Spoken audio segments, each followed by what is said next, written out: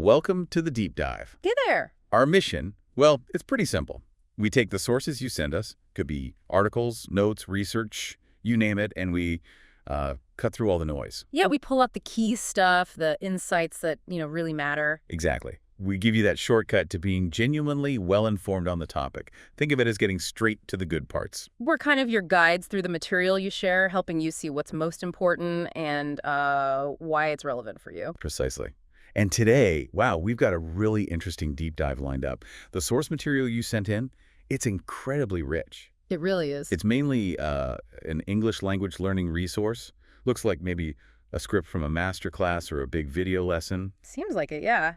It covers, well, everything. Pronunciation, idioms, grammar points, some really tricky words. And even communication strategies like frameworks for small talk, practical stuff. And interestingly, embedded within that lesson are these examples from actual news articles. Right.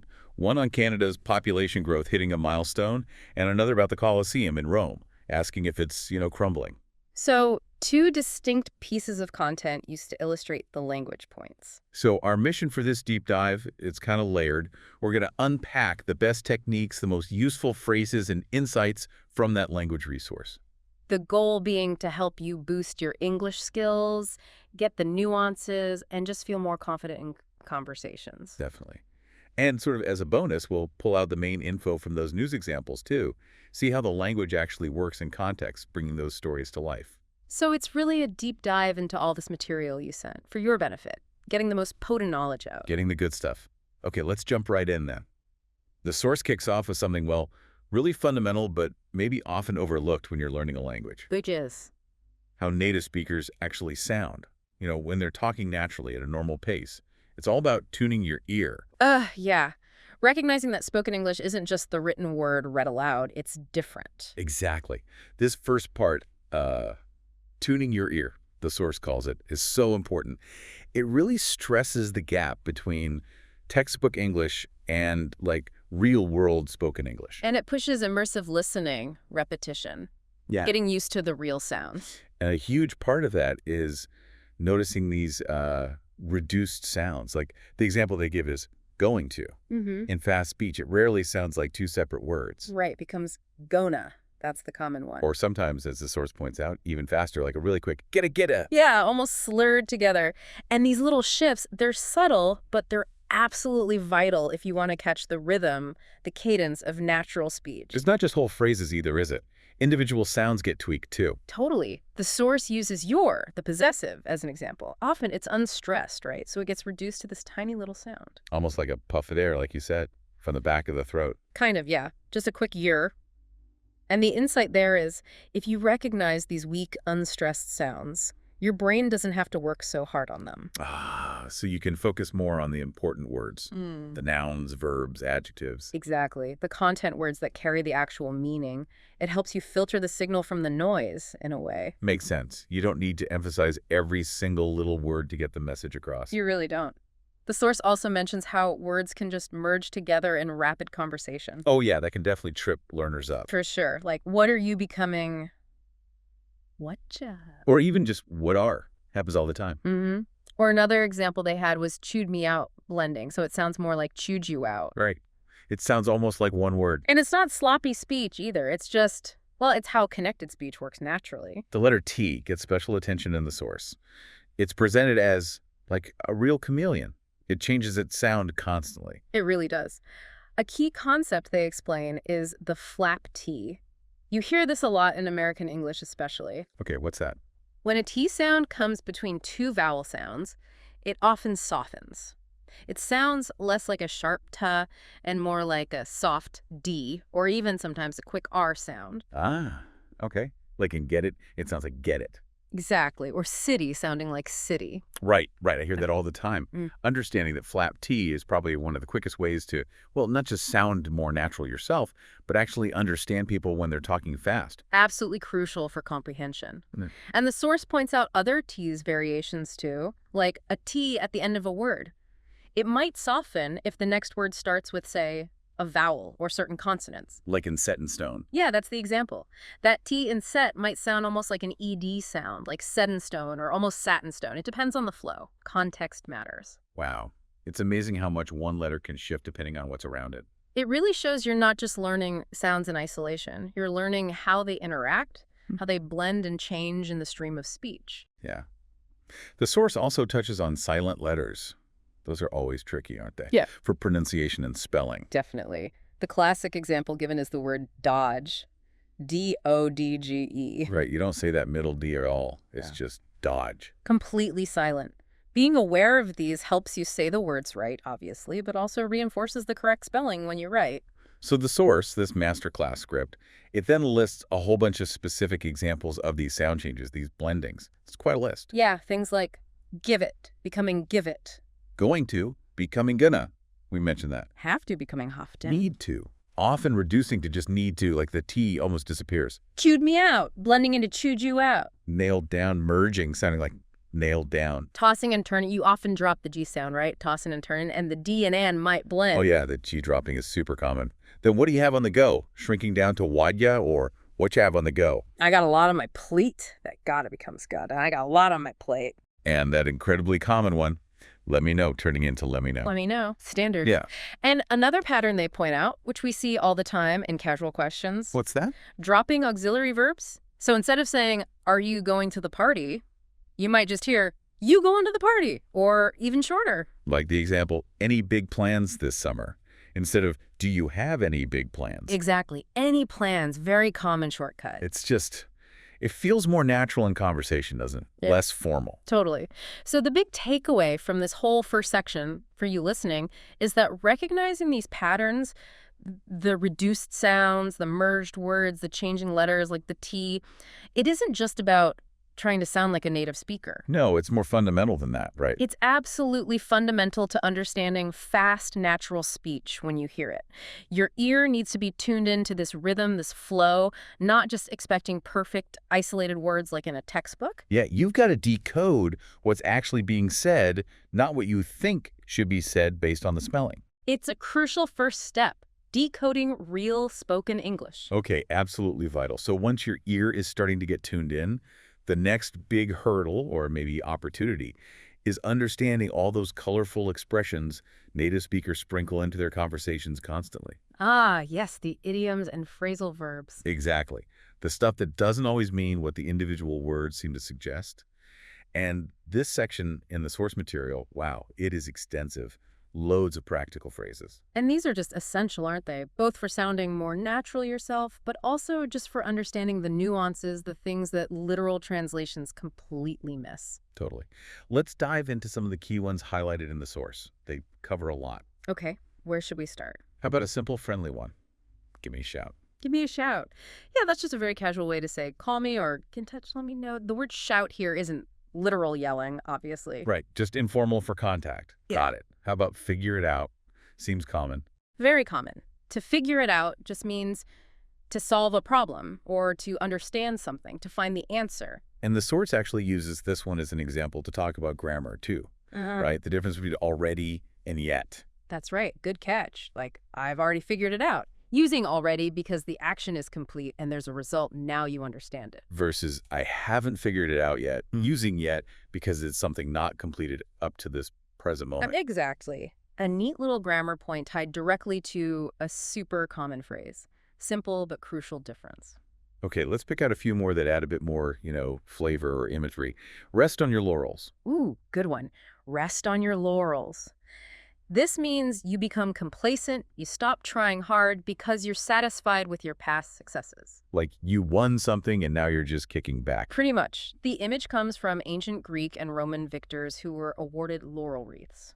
So resting on your laurels is like you're just admiring your old trophies instead of striving for new achievements. Don't get complacent. Connects the history right to the meaning. I like that.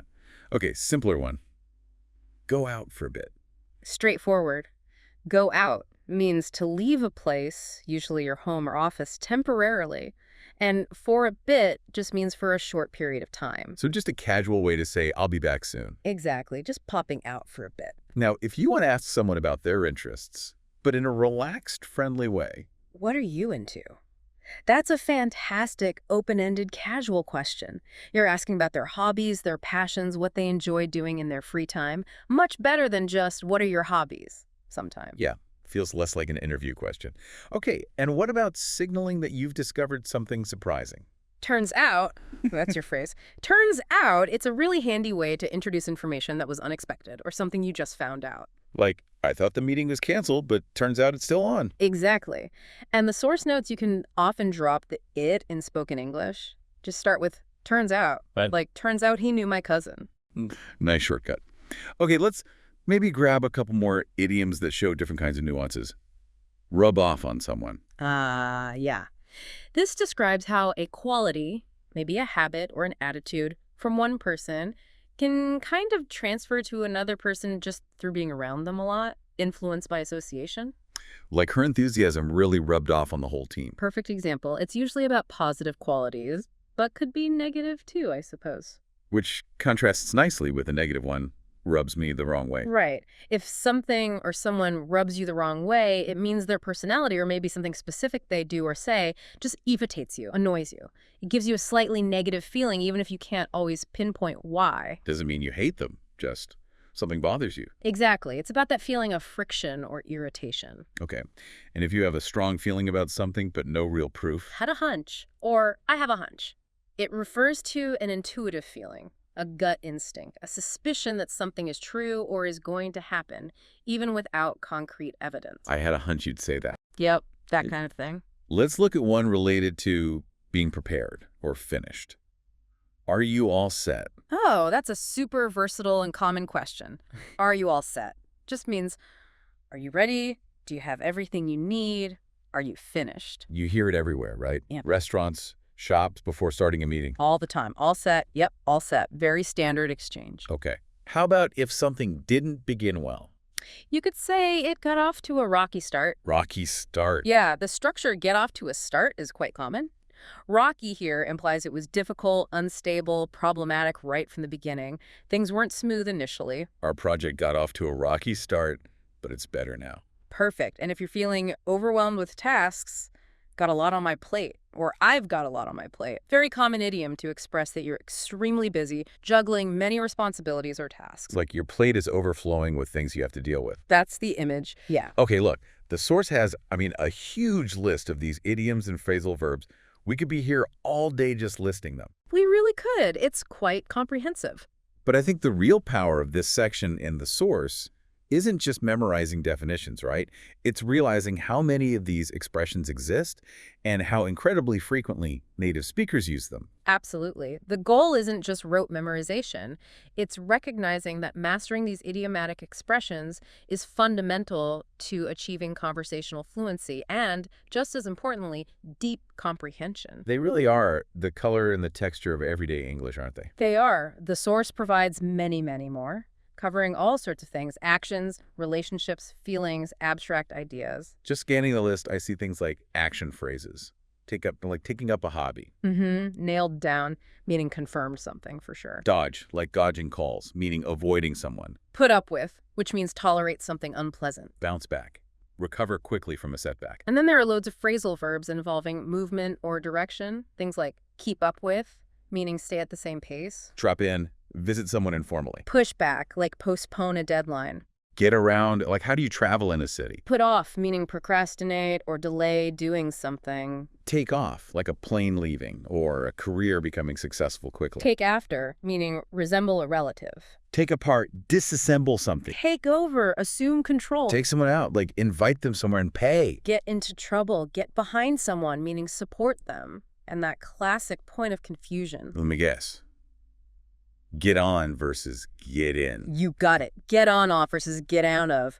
A perennial favorite for causing mistakes. The source clarifies the rule, though, doesn't it? What's the general guideline again? The general rule is you get on and get off larger forms of public transport where you can typically stand up and walk around. So buses, trains, planes, large boats, ferries. Okay, on and off for big things you walk onto. Right. And you get in and get out of smaller, more enclosed spaces that you usually step down into or have to bend to enter. Think cars, taxis, small boats, sometimes even buildings. Got it. In and out of cars and taxis, on and off buses and trains. Getting that distinction right is one of those small things that really makes you sound more natural. It definitely helps avoid common errors. The source also lists more idioms using get because get is just everywhere in phrasal verbs. Oh, yeah.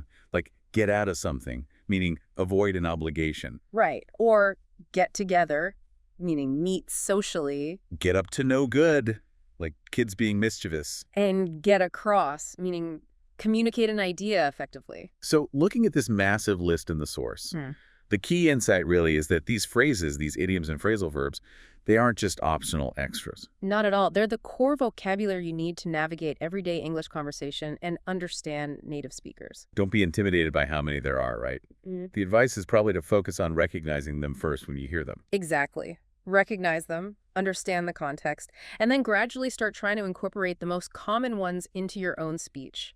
They're high frequency for a reason. They're the language of daily life. They really are kind of the secret handshake of fluent speakers, aren't they? Yeah. Okay, so shifting gears a little bit from these specific expressions, let's look at what the source says about more general casual English and also some specific grammar points that can, refine your communication, make it smoother. Right. Moving towards language that feels a bit more relaxed, more fluent, and also ironing out some of those common grammatical wrinkles that can trip people up. Okay, so the source lists several handy casual phrases. First one, hit the books. Means to start studying seriously, usually for exams or a big project. Pretty common student slang, but used more widely too. Got it. Simple admission of fault. My bad. Super informal. Just means, oops, my mistake, or sorry about that. Quick and easy way to take responsibility for something small. And those phrases for saying something isn't a problem. Like, no worries. No worries, no big deal, or even shorter, no biggie. Very, very common responses to thank you or when someone apologizes for something minor. Just means, it's okay, don't worry about it. If you strongly agree with someone, you might just say 100%. like absolutely, totally agree. Exactly. It's an emphatic way to show complete agreement. Expressing strong interest in something casually. I'm really into hiking, or I'm really into jazz music. A very natural way to share your passions or hobbies. And this is a modern one. Yeah. Using brand names as verbs. Oh, yeah. Like, let's Uber it instead of let's take an Uber, or just Google it. Super common now. Shows how language evolves with technology and culture. It really does. How about expressing surprise or disbelief? The source suggests that's wild. Yeah, similar to saying that's crazy or wow, that's unbelievable, just expressing strong surprise. Okay. Giving permission informally. Like if someone asks, can I ask you something? You might just reply, shoot. Shoot, meaning go ahead, ask your question. Yep. Very informal, very common. And one more, sending something electronically. Can you flip me the invite? Using flip in that context is pretty modern, informal slang for send or forward, usually an email or electronic file. Flip me the details. Interesting. These casual phrases, they're like quick wins, aren't they? Easy ways to make your spoken English sound a bit more natural and relaxed. Definitely. They grease the wheels of conversation. Now, for the grammar points, the source highlights. First, it revisits already versus yet. Right, we touched on this with figure it out. What's the main reinforcement here? Just hammering home that already is generally used in positive statements about actions that are completed, often implying a present result. I've already eaten. And yet is typically for negative statements. I haven't eaten yet. And questions, have you eaten yet? Referring to something expected but not happened up to now. Exactly. Simple rule, but a very common area for mistakes. Getting it right makes a difference. Okay. The source also gives a quick, helpful overview of modal verbs. Those can be tricky. They can. It runs through the main functions quickly. Can for ability, permission, possibility. Could for polite request, possibility, past ability. May for more formal permission, also possibility. Might, usually for possibility, often seen as a bit weaker or less certain than may or could. Right. And then should and ought to for giving advice or suggestions. The source notes ought to is a bit less common nowadays. Maybe sounds slightly old-fashioned to some. And will and would for requests. With would generally being the more polite option. Would you mind? But the real value, I think, comes when the source shows these modals being used in practical, relatable situations for giving advice. Yeah, the examples were good. Like using must for deduction. He missed the meeting, he must be sick. Or strong obligation. Or have to for necessity. I have to finish this report today. Should, for straightforward advice, you look tired, you should get some rest. And using those conditional structures for hypothetical advice, that's really useful. Like, if I were you, I would talk to the manager. That's the second conditional, right? For unlikely or imaginary situations. Exactly. Or if I had enough money, I would buy that car. Again, second conditional. These examples show how modals aren't just abstract grammar rules. They're tools we use constantly for negotiating, advising, speculating, everyday interactions. It definitely makes them seem more practical. Okay, the source then zooms in on verbs we use for recommendations and suggestions. Specifically, recommend, suggest, and advise. Right. And it points out the two main grammatical patterns you use after these verbs. Okay, what are they? First, you can follow them with a gerund. That's the verb ending in, used like a noun. I recommend trying the seafood paella. I suggest booking tickets in advance. Okay, recommend doing something, suggest doing something. Got it. The second pattern is you can follow them with a full clause, usually involving a subject and a verb, often with the word that included, though it can sometimes be omitted in casual speech. Like, I recommend that you try the paella. Or just, I recommend you try the paella. Exactly. I suggest that we leave early. Recognizing these two patterns, gerund or clause, helps you structure your recommendations correctly and sound natural. Useful patterns to know. And related to advice, there's a quick but really important note about the noun advice. Ah, yes, the classic mistake. What is it? Advice is uncountable. You cannot make it plural. You can't say advices. Yeah. Never, ever say advices. It's a guaranteed error. Right. You have to say some advice, or if you want to count it, use a phrase like a piece of advice or two pieces of advice. Good point to emphasize. Also, the source briefly clarifies the difference between on time and in time. Okay, quickly, what's the difference? On time means exactly at the scheduled or expected time. Punctual. The meeting started on time at 9 a.m. Okay, and in time? In time means before a deadline, or early enough to do something, or just before the last possible moment. We got to the airport just in time to catch our flight. You weren't late, you made it. Got it. On time, punctual. In time, early enough. Makes sense. The source also digs into how we use the word all. It notes that when you're talking about specified groups, you can often say either all of the students, or more commonly in casual speech, just all the students. So all the students pass the exam is fine. Generally, yes, especially in spoken English. The source does mention that using of all of the students is always grammatically safe and maybe slightly more formal or emphatic. All the is very common, though. But there's a big exception, a place where you must use of. Yes, with pronouns. If all is followed by a pronoun like us, them, you, it, etc., you absolutely must use of. So all of us, all of them, all of you. Correct. You cannot say all us or all them. That's a definite grammatical error. All of us are going. Okay, that's a really important rule to remember. All of before pronouns. Finally, for these grammar notes, the source clarifies the specific usage of the phrase up to when it means doing. Right, like asking, what are you up to this weekend? Meaning, what are you doing? So how is its usage specific? The source explains that this meaning of up to is generally used in questions, what were you up to? And negative statements, I wasn't up to much, meaning I wasn't doing much. Ah, so you wouldn't typically use it in a positive statement. You wouldn't say, I was up to watching a movie. Exactly. That sounds unnatural. You just say, I was watching a movie. So up to, meaning doing, is mostly for questions and negatives. Okay, that's a subtle but useful distinction. Phew, that wraps up the grammar notes from the source. For you listening, these points really tackle common areas of confusion or provide simple structures that can make your English sound more polished, more natural. They're definitely actionable insights pulled straight from the material you sent, little tweaks for accuracy and fluency. Definitely. Okay, now let's shift our focus again. We're going to look at those two news articles that were embedded in the source material. They were used as examples in the language lesson, right? Right, to illustrate vocabulary or concepts. But they also contain interesting information in their own right.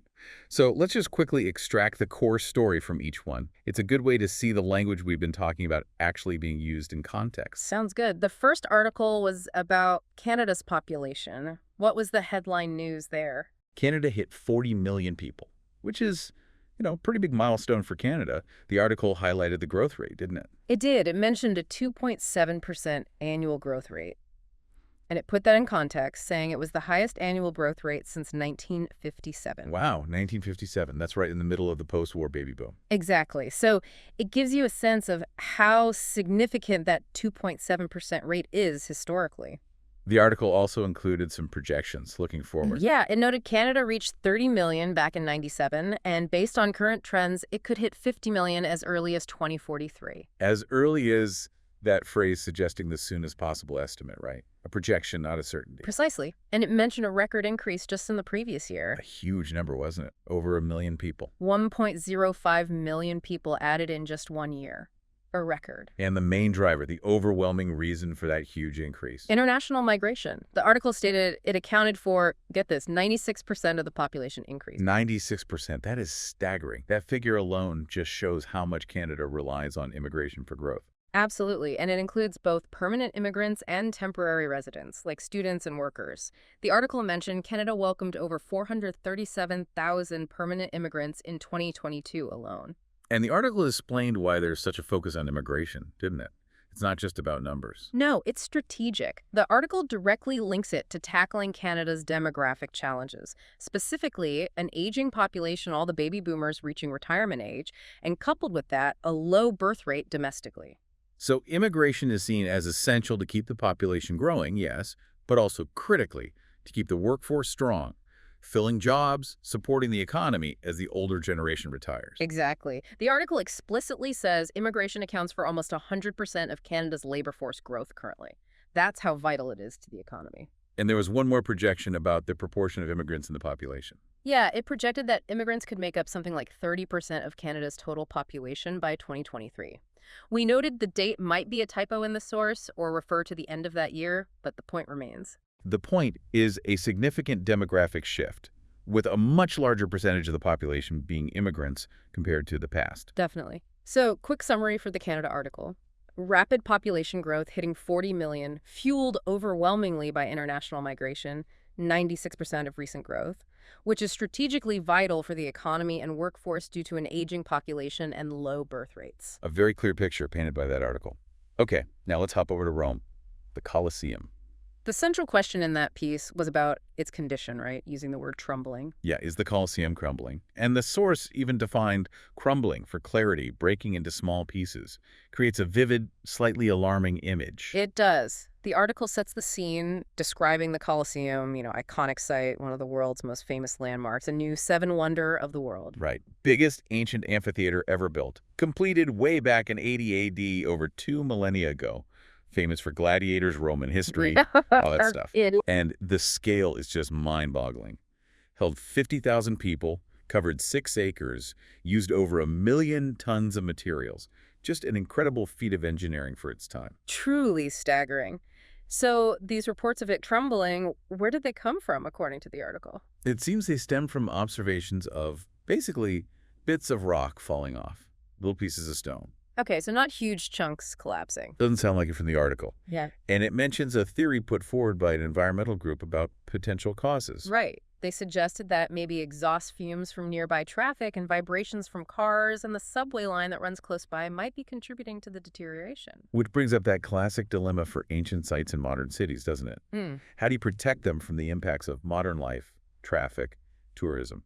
It's a constant balancing act, accessibility versus preservation. But the article then gives the official response from the Colosseum's director. Yes, and what was her take? She denied the reports that it was crumbling. The word used was denied, meaning she stated they weren't true. Okay, so what was her explanation for the falling stones? Her explanation, as reported, was basically that, yes, small stones do fall sometimes, but it's just natural wear and tear. Stuff caused by rain, wind, birds nesting, the effects of time on an ancient structure. So she saw it as minor damage needing regular maintenance, not a sign of a major structural problem. Exactly. The article quotes her making an analogy. She compared it to teeth needing fillings sometimes. Ah, okay. Like getting a filling doesn't mean your whole tooth is about to collapse. It's just necessary upkeep. That was the idea. A relatable way to frame it as maintenance, not impending disaster. Makes sense. The article also did a nice job of capturing the symbolic meaning of the Colosseum, didn't it? Beyond just the physical structure. It really did. It talked about how its history represents both the incredible power and brilliance of the Roman Empire. Using words like sheer power, sheer as an intensifier there, calling it marvels to behold, things to admire. But then it pivots very sharply to the brutality. The systematic killing that took place there, hundreds of thousands of people and animals losing their lives for entertainment. Yeah, it uses the phrase, bears a grim reminder. Grim, meaning unpleasant, serious, a reminder of that cruelty. And it says that cruelty is core to its history, like fundamental, inseparable from what the Colosseum represents. It's not just an architectural wonder, it's also a monument to that darker side. It's a really stark contrast, isn't it? This magnificent structure built for essentially mass entertainment through violence. Gives you a lot to think about. So, summarizing the Colosseum article, reports of crumbling seem linked to minor stone falls. The director denies structural issues, attributing it to natural wear and tear requiring maintenance. And the site itself stands as a powerful symbol of both Roman architectural genius and its profound brutality. Seeing how the language is used in these real-world articles definitely helps bring the facts and the interpretations to life. It shows how specific word choices really shape the story being told. Absolutely. And the source, remember, also pulled out some specific advanced vocabulary from these articles just to highlight how certain words add precision or formality. Right, words like surpass, used for the population numbers, sounding a bit more formal than just exceeds. Emerge, like a structural problem might emerge, suggesting it appears gradually. Constitutes, like migration constitutes the growth, meaning it makes it up, emphasizing its key role. Incessantly, meaning without stopping, like a debate might go on incessantly. Inevitably, meaning it can't be avoided, like growth inevitably leads to new demands. Disparities, meaning inequalities. Resilience, like the Colosseum showing resilience, its ability to withstand time and damage. Controversy, for the disagreement about the falling rocks. Vast, describing Canada's landscape. Ancient, for the Colosseum.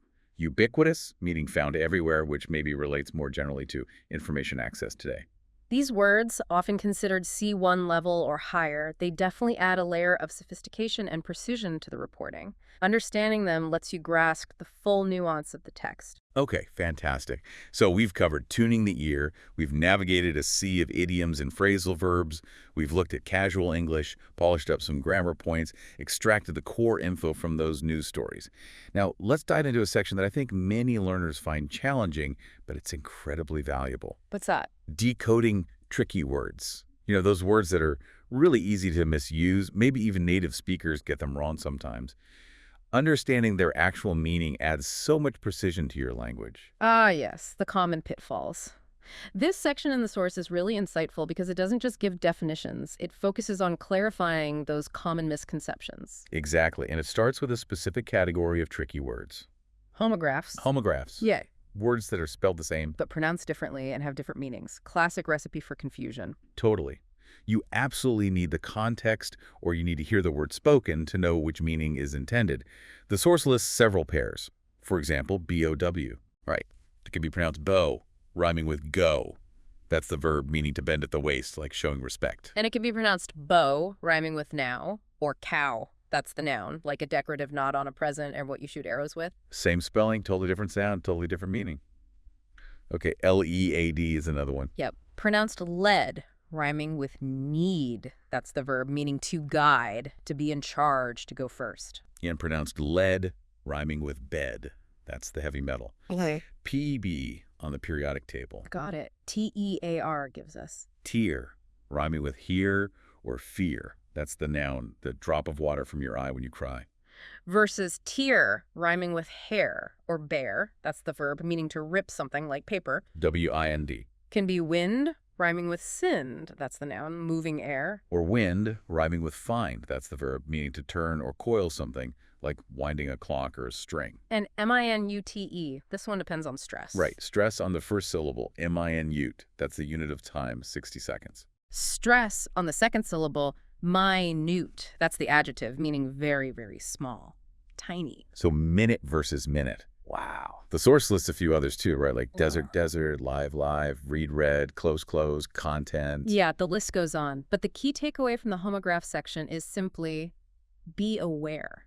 Seeing the word written down isn't always enough. Context is king, or hearing the pronunciation. Absolutely crucial. Okay, now let's tackle those words that aren't necessarily homographs, but are just, well, often misused in terms of their actual meaning.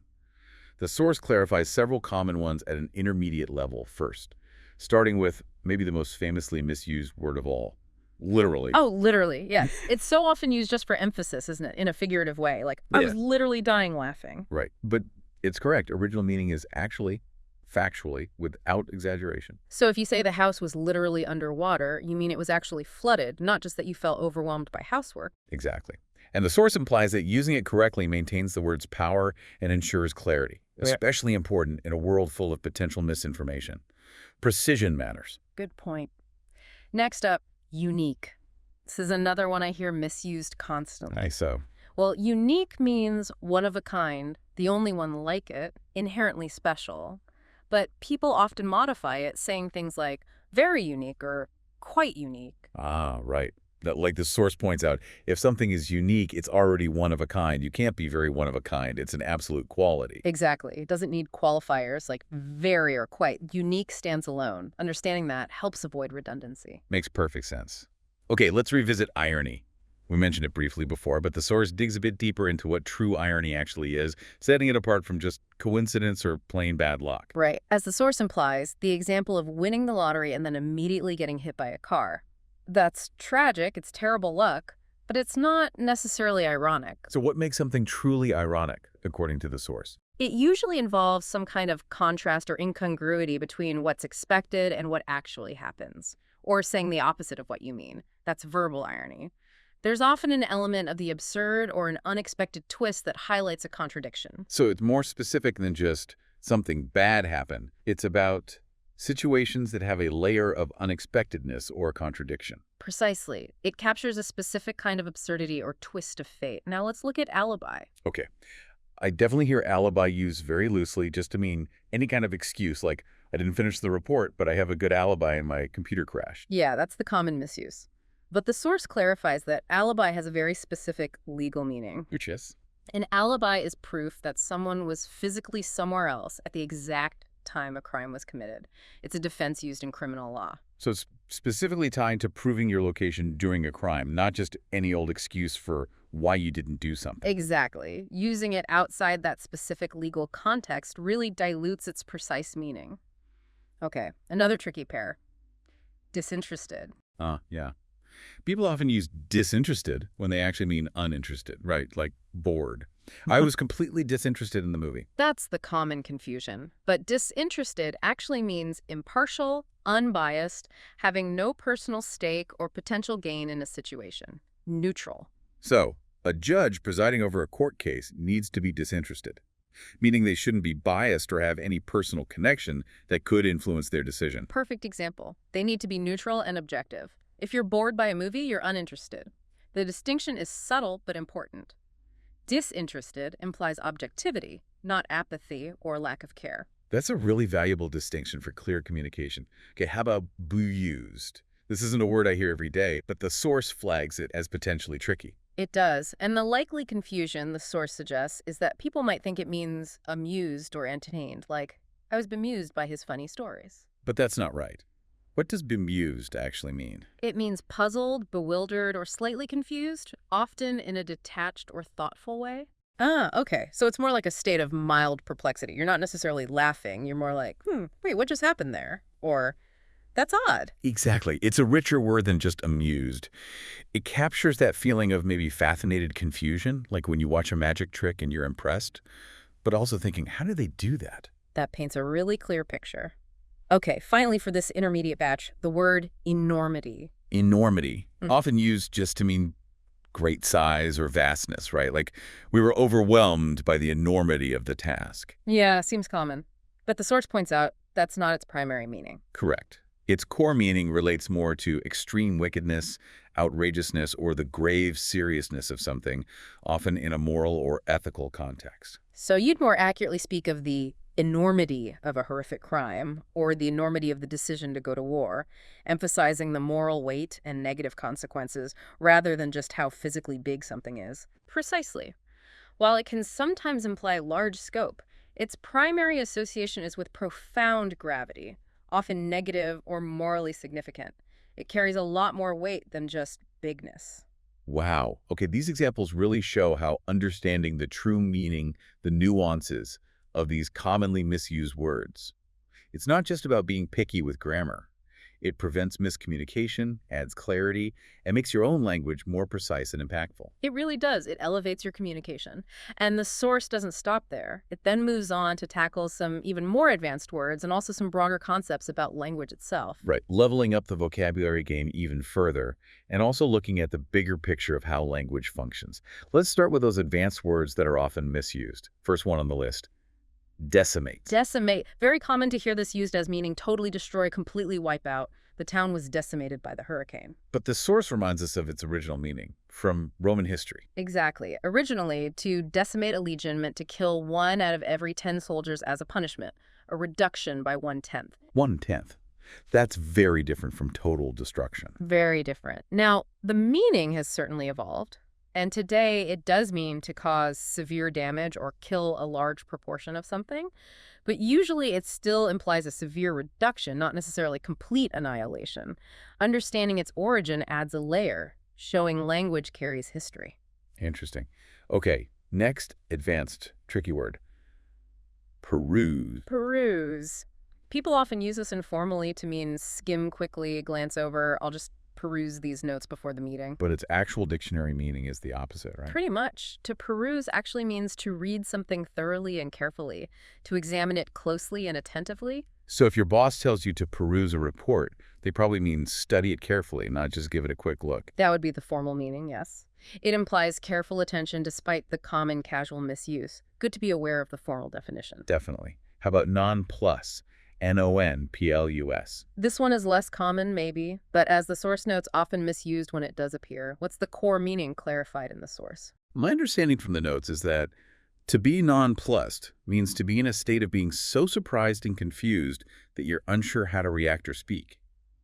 Utterly bewildered. That's the key. It's not just mild confusion. It's being completely taken aback, caught off guard, perhaps momentarily speechless because you just don't know what to make of a situation. Like that deer in the headlights feeling, but driven by surprise and confusion rather than just fear. That's a good analogy. It's that momentary loss of composure due to bewilderment, a very specific state. Okay.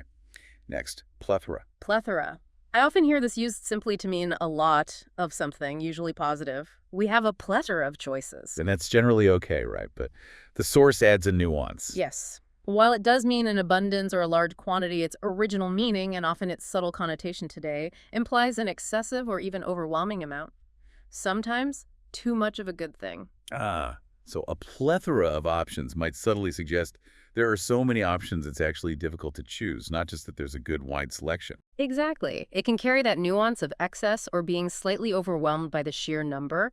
It adds a layer of sophistication beyond just saying a lot. Got it. Now, factoid. Factoid. My first thought is like a small, interesting, perhaps trivial piece of factual information, like pub quiz trivia. That's definitely the common usage today.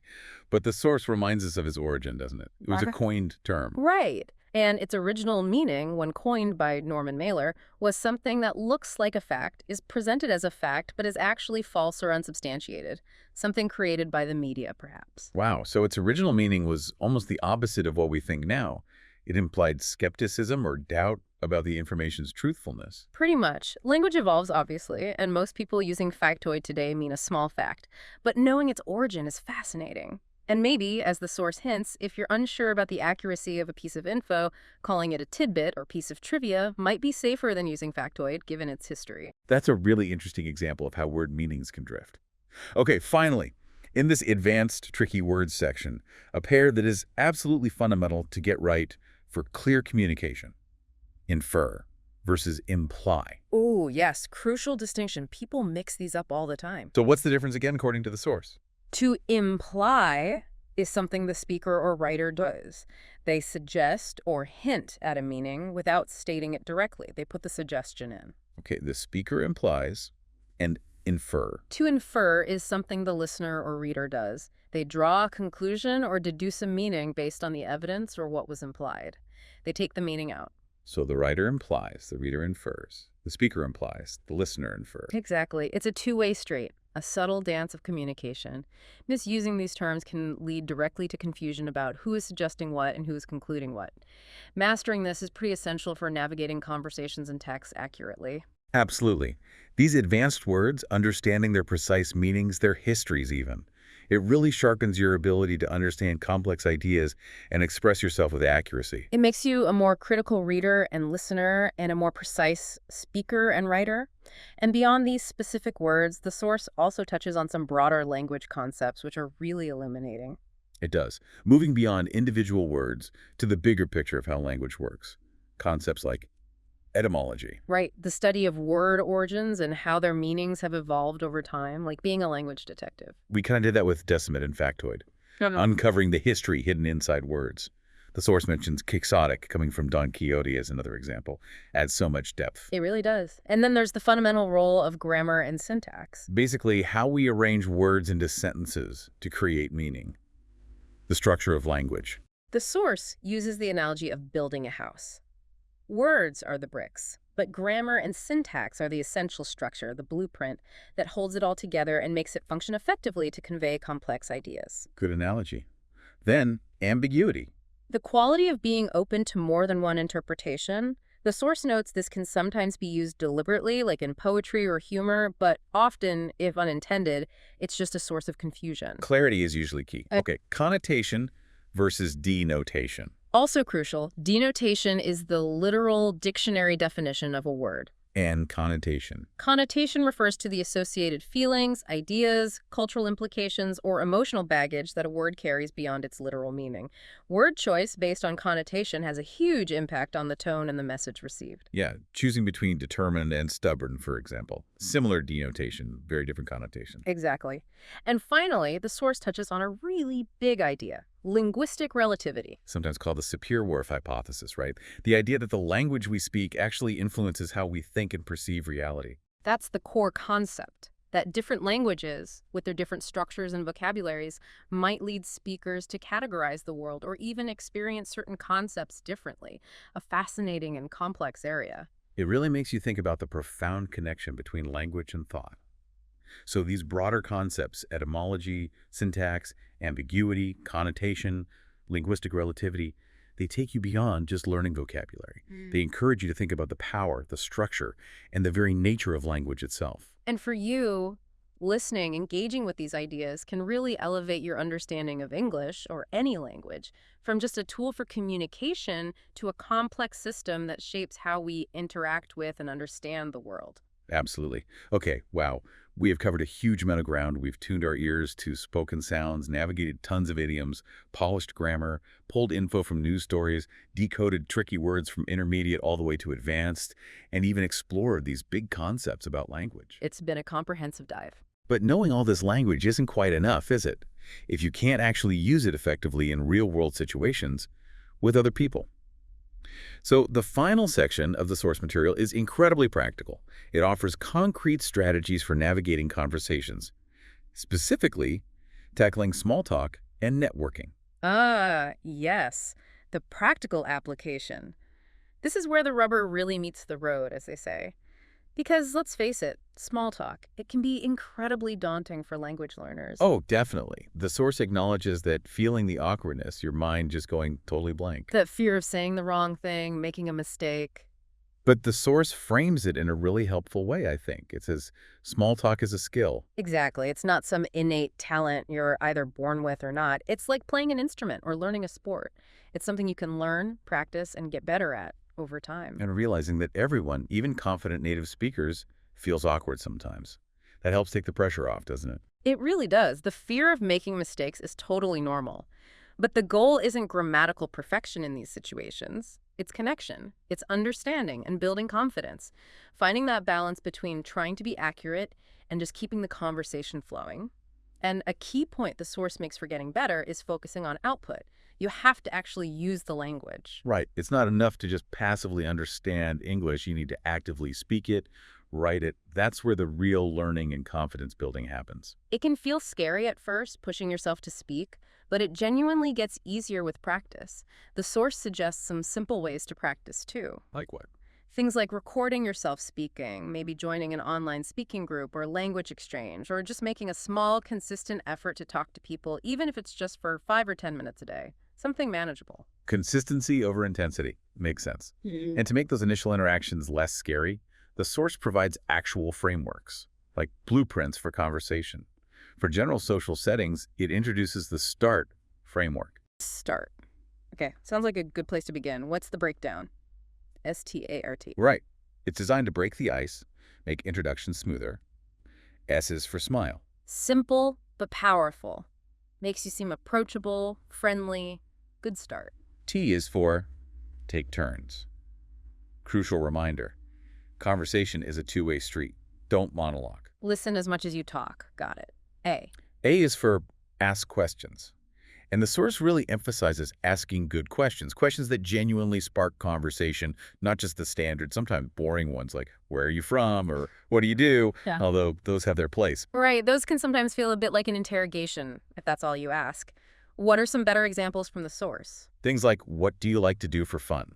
It's a classic for a reason people generally enjoy talking about their interests. Or more topical questions like, any big plans this summer? Or, how's the weather been treating you lately? Easy, low-pressure conversation starters. And that other one, what were you up to earlier?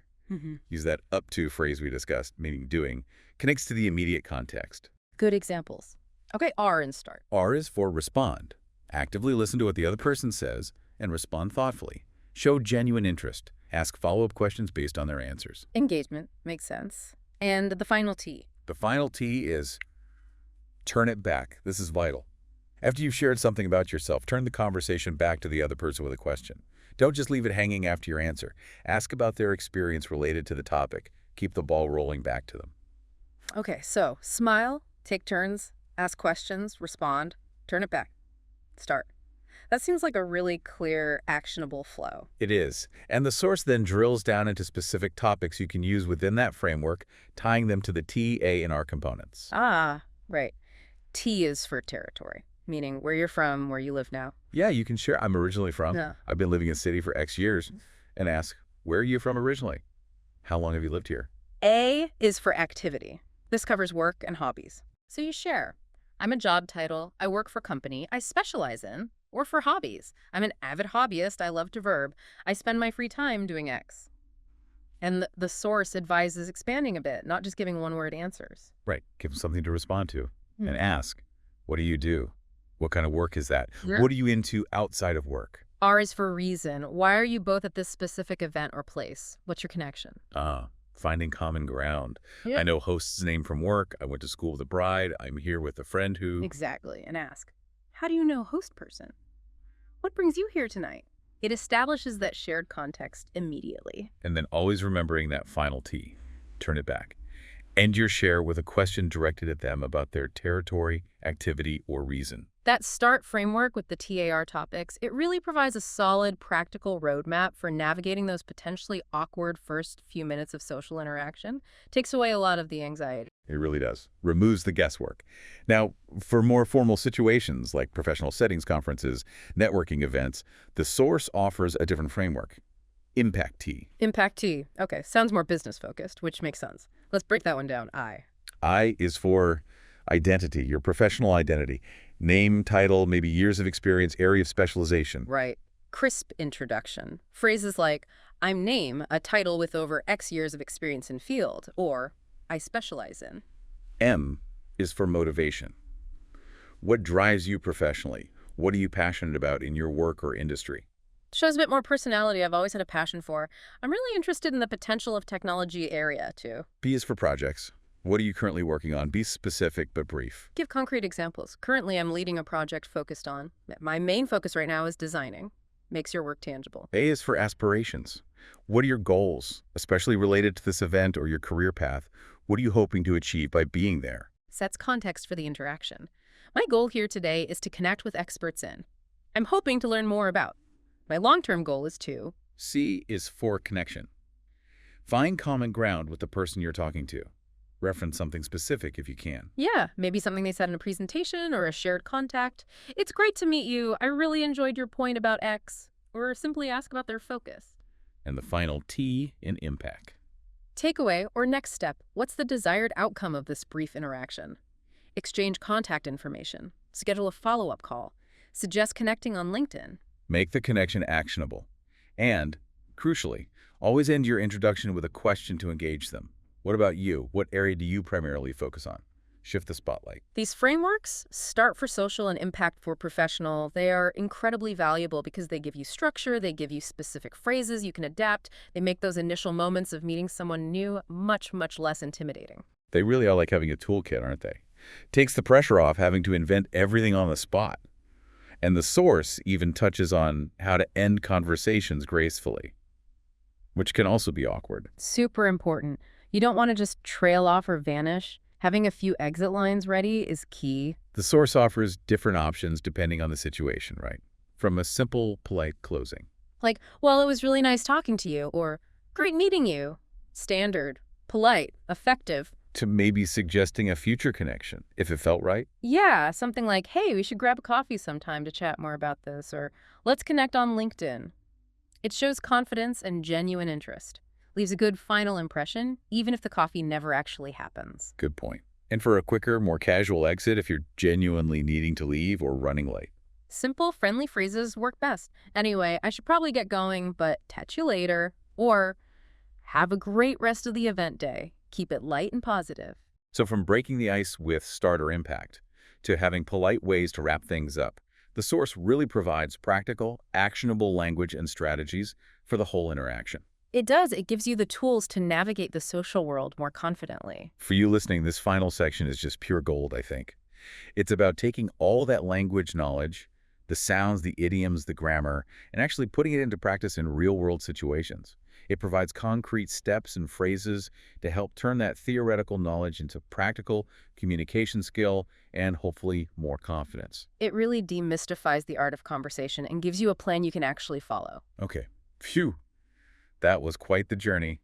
We have covered a truly vast landscape in this deep dive. And remember, this was all drawn from that single rich source material you sent in. We really did cover a lot. We started way back with tuning your ear right, recognizing those reduced sounds, the blended words, the rhythm of actual spoken English. Then we plunged into that huge ocean of idioms and phrasal verbs, understanding they're not just decoration, they're the core of everyday talk. We highlighted key examples, but acknowledged the sheer volume provided in the source.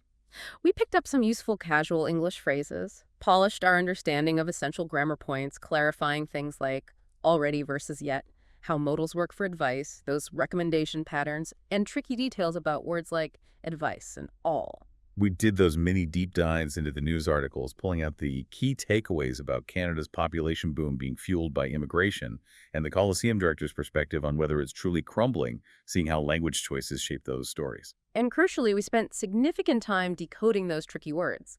At the intermediate level, literally, unique, irony, alibi, disinterested, bemused, enormity, clarifying common misuses. And then leveling up to advanced tricky words, decimate, peruse, nonplus, plethora, factoid, and that vital distinction between infer and imply, understanding their true power and nuance. And we connected that to broader concepts about language itself, etymology, syntax, ambiguity, connotation, linguistic relativity, thinking about how language works on a deeper level. And finally, we wrapped up with those incredibly practical frameworks for navigating conversations.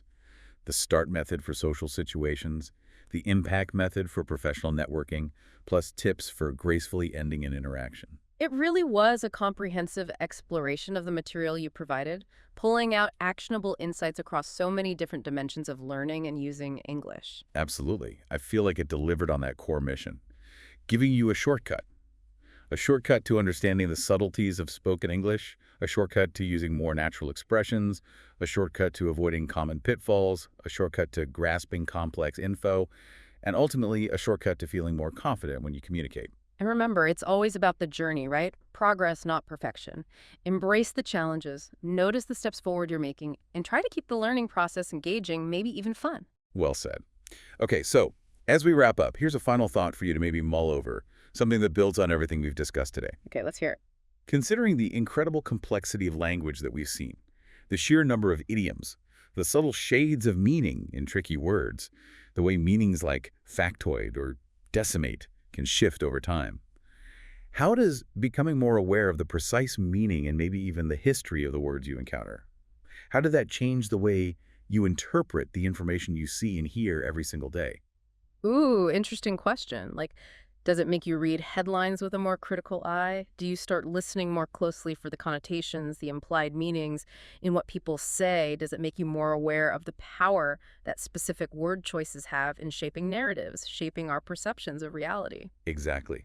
In our world that's just saturated with information, does that deeper language awareness become a tool for clearer thinking? Something to ponder. Definitely a lot to think about there, the power and pitfalls of words. Indeed. Well, first off, a huge thank you for sending in this incredibly rich and detailed source material. It gave us so much to work with for this deep dive. Yes, thank you. It was a fascinating set of resources. And just as a final practical takeaway for you listening, we really encourage you to pick just one small thing, one specific insight or technique we discussed today. And actively try to put it into practice this week. Maybe it's using one of those starter impact questions the next time you meet someone new. Or maybe it's just consciously listening for a specific reduced sound, like the flap T, or trying to spot an idiom when you're watching a show or listening to a podcast in English. Perhaps you could try using one of those tricky words we clarified. Maybe disinterested, or peruse, or imply correctly in the sentence yourself, either speaking or writing. Taking that small active step is really where the learning clicks. That's how these insights move from just being information in your head to becoming part of your actual language toolkit. Absolutely. Yeah, that's where the real progress happens. Well, thanks again for joining us for this deep dive. We genuinely hope it's been useful and valuable for you. We'll catch you on the next one.